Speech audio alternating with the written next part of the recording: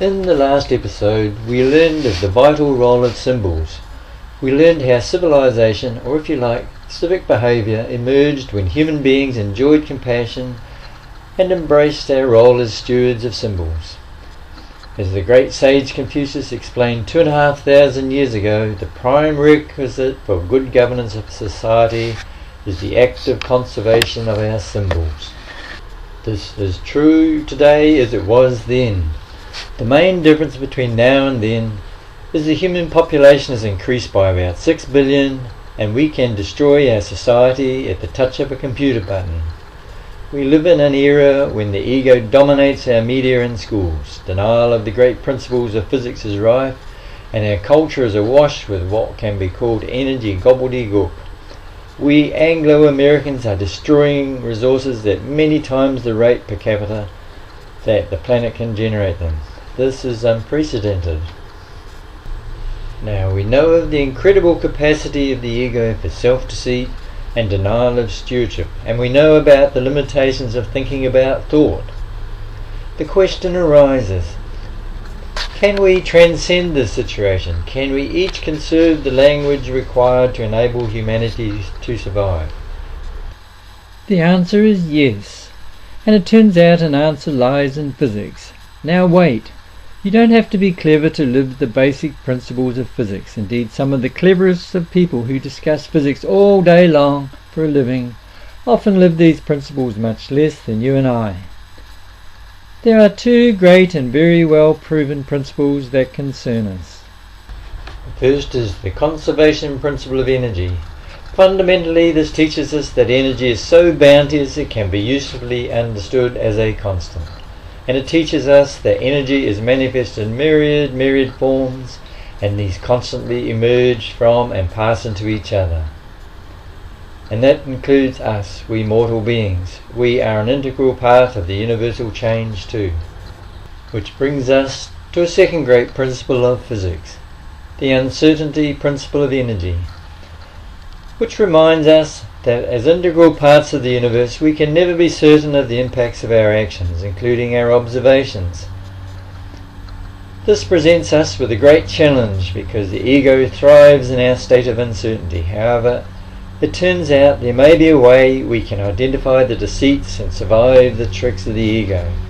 In brief, we can draw on the great wisdom of the conservation and uncertainty principles of energy to create a new principle guiding our use of symbols.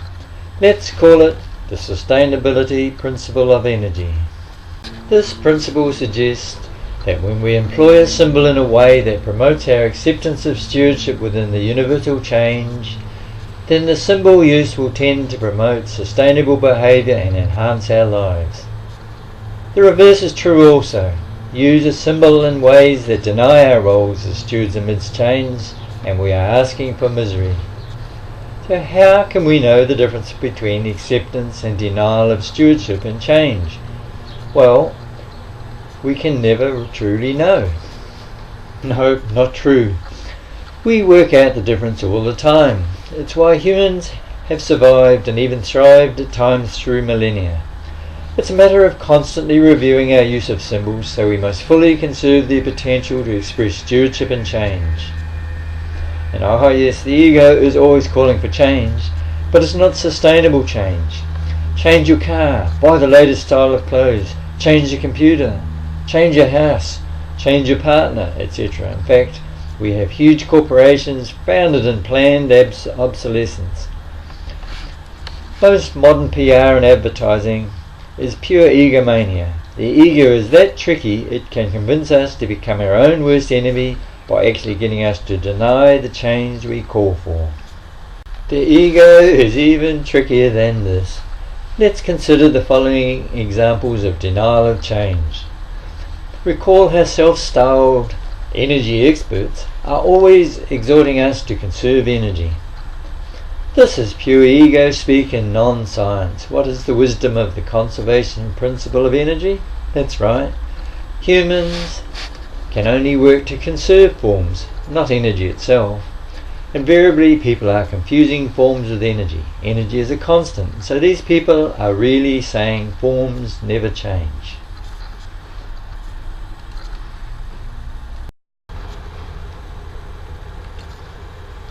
simple to spot. Everything in the universe is continually warming and cooling. That's why we call the wonderful study of this constant change thermodynamics.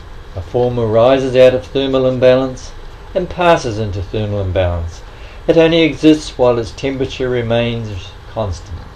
Global warming enables life to exist.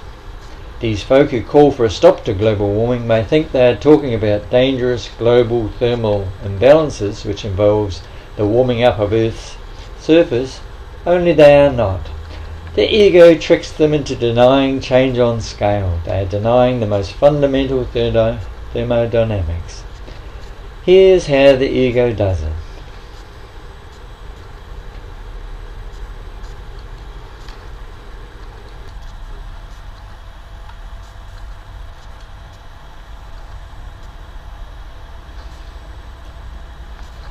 Easy to spot again. We know energy remains as bounteous and as transforming as ever. Again, we have this confusion of energy and forms. Usually what has happened is that demand for bulk generated electrical products or trees or a fossil fuel has outstripped supply. We blame energy for our problems when the crisis is our use of energy.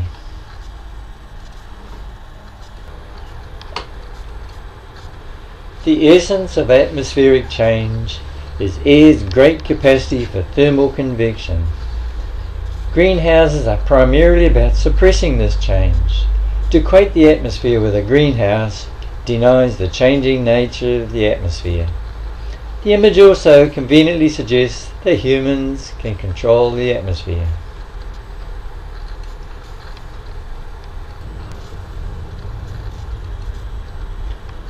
Energy efficiency.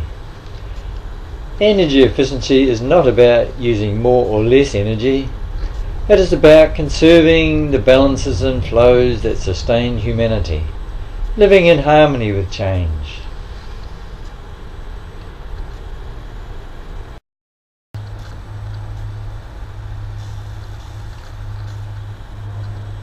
And talking conservation, check out this very funny example of the ego's power for denial of reality. The real test of a person's actions is, do they conserve balances and flows that sustain humanity or not? Are they a conservative or a non-conservative? Clearly the people who are called conservatives in our society fail this test. I hope by now you can see a pattern of behaviour emerging with these symbol uses. Check out other examples of the crazy ways of the ego and how to transcend it at thesustainabilityprinciple.org. In the final episode we will explore the amazing world beyond the ego.